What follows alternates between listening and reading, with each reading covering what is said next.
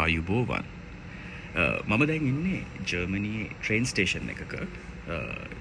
වෙලාව රෑ 12යි ට්‍රේන් එක නිකන් බලාගෙන ඉන්නකොට මෙතනදී හම්බ වෙච්ච ජර්මන් ජාතිකයෝ 4 දෙනෙක් මාත් එක්ක පොඩ්ඩක් කතා කර කර ඉන්නකොට අහපු ප්‍රශ්නයක් මට හිතුණා පොඩ්ඩක් සමාජ මාධ්‍ය දාලා ගත කරන්න ඕනේ කියලා. මම ලංකාවේ කියලා කියපු ගමන් ඒගොල්ලෝ මුලින්ම ඇහුවේ ඇයි ඔයා ලංකාවේ ඉන්නේ නැතුව මෙහෙට වෙලා මොනවද කරන්න කියලා. ඊට පස්සේ මම මොන්නම් පොඩ්ඩක් ඇහුවා ප්‍රශ්න ටිකක්. ඇයි ඔයගොල්ලෝ ලංකාවට කැමති ඒගොල්ලෝ ලංකාවට ගිහින් තියෙන කට්ටිය.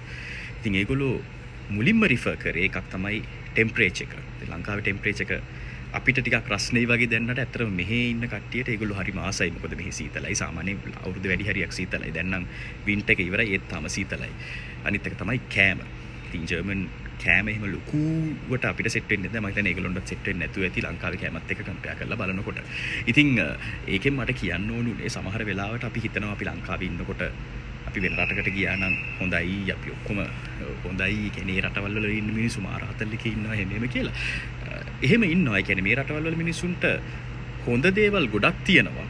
ඊට අමතරව නරක දේවලුත් තියෙනවා. ඒ කියන්නේ හැමතැනම මේ හොඳ සහ නරක කියන දෙකම තියෙනවා. ඒතර ලංකාවෙත් නරක විතරක්ම නෙමෙයි ලංකාවෙත් හොඳ දේවලුත් තියෙනවා. ඒතර ඒකෙන් මට කියන්න ඕනුනේ ඔයගොල්ලෝ ලංකාවේ ඉන්නවා නම් ඔයගොල්ලෝ වෙන රටකට යන්න බලාගෙන ඉන්නවා නම් එහෙම අසතුටින් ඉන්න එපා. ඔයගොල්ලන්ට වෙන රටකට යන්න බැරි වුණා කියලා. මොකද මෙහි ඉන්න කට්ටියත් එහෙම සම්පූර්ණයෙන්ම සතුටින්මත් නෙමෙයි ඉන්නේ.